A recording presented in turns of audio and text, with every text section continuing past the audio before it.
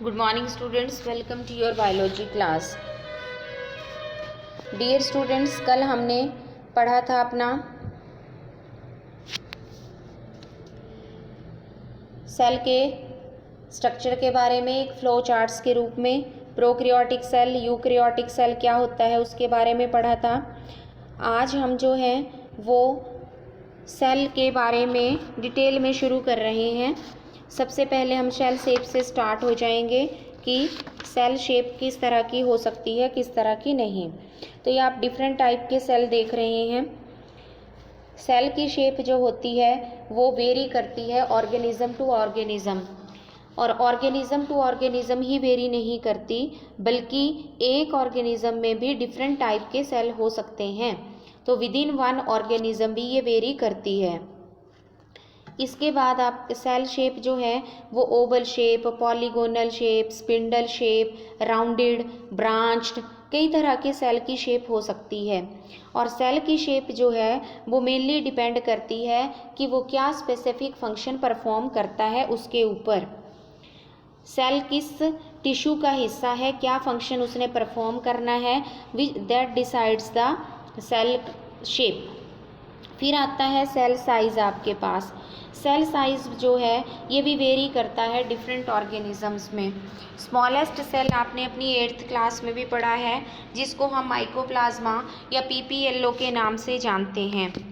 PPLO means pleuro pneumonia like organism. ये आपको आता भी है, 8th में भी आपने पढ़ रखा है। और इसको माइकोप्लाज्मा गैलीसेप्टिकम के नाम से भी जाना जाता है। और लार्जेस्ट एनिमल सेल की बात करें तो वो ऑस्ट्रिच एग है।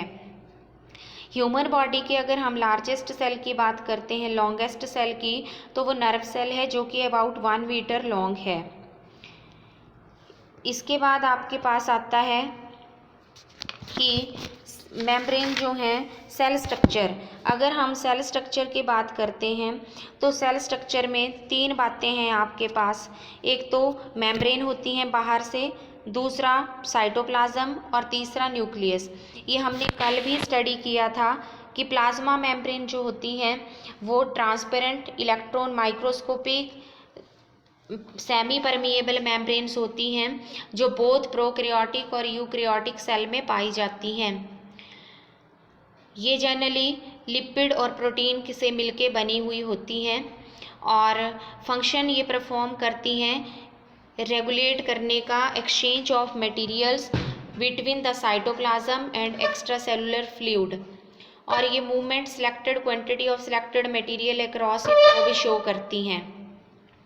इसके बाद आपके पास आता है कि साइटोप्लाज्म। साइटोप्लाज्म जो है वो वेरियस मेटाबॉलिक एक्टिविटीज़ के लिए एक शीट का काम करता है जहाँ पे सारी एक्टिविटीज़ परफॉर्म होती हैं। फिर है न्यूक्लियस। न्यूक्लियस जो है वो कंट्रोलर ऑफ द सेल है, जो सारी एक्टिविटीज़ को कंट्रोल करता है। डिफ्यूज़न।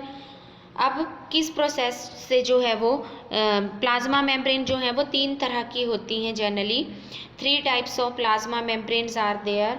फर्स्ट होती हैं आपके पास परमिएबल, दूसरी होती हैं आपके पास इम्परमिएबल, और तीसरी होती हैं आपके पास सेमी परमिएबल, ये जिनको आप सेलेक्टिवली परमिएबल भी कहते हैं।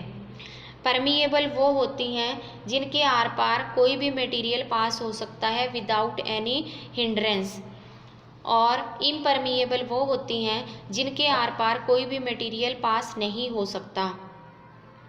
तीसरी आपके पास सेमी परमिएबल या सेलेक्टिवली परमिएबल आती हैं, जिनका मतलब है कि उनसे मटेरियल पास हो सकता है only selected, only they allow only the selected material to pass through them। इसके बाद कि मेथड कौन कौन से हैं जिनकी वजह से मटेरियल का ट्रांसपोर्ट होता है, तो वो है डिफ्यूज़न और ऑस्मोसिस, एक्टिव ट्रांसपोर्ट एट्सेट्रा। सबसे पहला मेथड है डिफ्यूज़न। डिफ्यूज़न क्या होता है? डिफ्यूज़न का मतलब है movement of materials from high concentration to low concentration. चाहे वो कुछ भी हो सकता है, गैसियस भी हो सकता है, सॉलिड मटेरियल कुछ भी हो सकता है, that is the movement of from high to low concentration diffusion कहलाता है। फॉर एग्ज़ाम्पल मैंने आपको बताया कि जैसे आप परफ्यूम जो है वो एक जगह पे रूम में स्प्रिंकल कर दो, थोड़ी देर बाद यूनिफॉर्मली डिस्ट्रीब्यूटेड हो जाता है उस रूम में, तो it is the example of diffusion, कि वो डिफ्यूज़न प्रोसेस से हाई से लो कंसंट्रेशन पे चला गया और यूनिफॉर्मली डिस्ट्रीब्यूट हो गया। इसके बाद है एक्सचेंज ऑफ गैसेस में हेल्प करता है डिफ्यूज़न, हाई कंसंट्रेशन से लो कंसंट्रेशन की तरफ लेके जाते हैं। आप देखते हो फूलों को, जो फूल अगर खिलते हैं तो आप उनकी खुशबू देखो कि वो किस तरह से उसके सराउंडिंग फैल जाती है, from high concentration to low concentration वो डिफ्यूज़ हो जाती है, तो ये डिफ्यूज़न है। फिर आपके पास अगला आता है ऑस्मोसिस। ऑस्मोसिस जो है वो प्रोसेस जो है वो movement of water from high to low concentration through a semi permeable membrane, तो वो हो गया हमारे पास ऑस्मोसिस। ऑस्मोसिस में सेमी परमिएबल मेम्ब्रेन चाहिए, और स्पेशली ये टर्म हम मूवमेंट ऑफ वाटर में ही यूज़ करते हैं, ऑस्मोसिस। इसका वेल नोन एग्जाम्पल आपके घरों में रेजिन्स को भिगोया जाता है, उनको पानी में भिगोया जाता है, तो थोड़ी देर बाद वो स्वेलअप हो जाती हैं, वो that is due to the endosmosis, means from movement of water high concentration to low concentration, that is towards the raisins inside the cytoplasm of the raisins. Significance में अगर हम ऑस्मोसिस की बात करें तो ऑस्मोसिस जो सॉइल वाटर जो हैं जो रूट है, हेयर हैं, वो सॉइल से वाटर को एब्जॉर्ब करते हैं थ्रू ऑस्मोसिस। ओपनिंग और क्लोजिंग स्टोमेटा की जो लीव के अंदर होती है वो ऑस्मोसिस की थ्रू ही होती है। इसी तरह टच मी नॉट का जो प्लांट है, छुई मुई का जो पौधा है, उसमें लीफ छूने से जो है उनमें मूवमेंट ऑफ वाटर होता है, जिसकी वजह से वो श्रिंक हो जाते हैं और फिर अपनी पोजीशन पे भी आ जाते हैं थोड़ी देर बाद। ये सारा ऑस्मोसिस की सिग्निफिकेंस है आपके पास। फिर एक्टिव ट्रांसपोर्ट होता है ट्रांसपोर्ट विद एनर्जी एक्सपेंडिचर।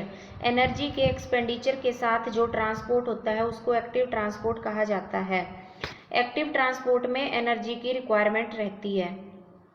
फिर आता है हमारे पास कि एनर्जी ट्रांसपोर्ट कहाँ कहाँ चाहिए हमें, जैसे नर्व इम्पल्स चलती है, इंटेस्टाइन में एब्जॉर्प्शन होती है ग्लूकोज की, मसल्स कॉन्ट्रैक्ट करते हैं, तो यहाँ हम बिना एनर्जी के ये वर्क परफॉर्म नहीं कर सकते।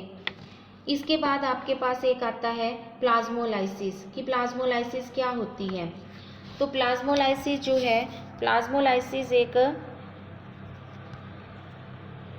प्रोसेस है जिसमें कि साइटोप्लाज्म श्रिंक हो जाता है जब भी किसी सेल को हाइपरटोनिक सॉल्यूशन में रखा जाता है। अब हाइपरटोनिक सॉल्यूशन क्या होता है? हाइपरटोनिक सॉल्यूशन वो होता है जिसमें सॉल्यूट ज़्यादा होता है और सॉल्वेंट कम होता है कंपैरेटिवली, तो हम कहेंगे ये सॉल्यूशन जो है वो हाइपरटोनिक बन गया। जैसे पानी और नमक, पानी और चीनी, लेकिन चीनी जब एक्सेस में हो उसमें घुली हुई, then that solution is called hypertonic solution.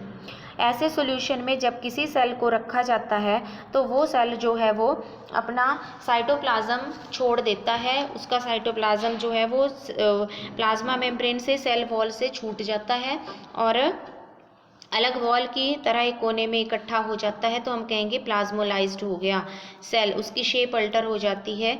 जैसे आप खीरा काटते हैं और उसको प्लेट में रख दें, उसके ऊपर आप सॉल्ट स्प्रिंकल कर दें, थोड़ी देर बाद आप देखेंगे कि वो क्या हो गया, उसने पानी छोड़ दिया, प्लेट में पानी आ जाता है, तो ये जो है वो श्रिंकेज हो जाती है उसके सेल साइटोप्लाज्म की, पानी बाहर आ जाता है। तो इतना ही पढ़ेंगे आज हम। आपने इंटरनल क्वेश्चंस फाइंड आउट करने हैं और कुछ क्वेश्चंस मैं भेजूंगी, वो आपने नोटबुक्स पे लिखने भी हैं। Okay, thank you, have a nice day.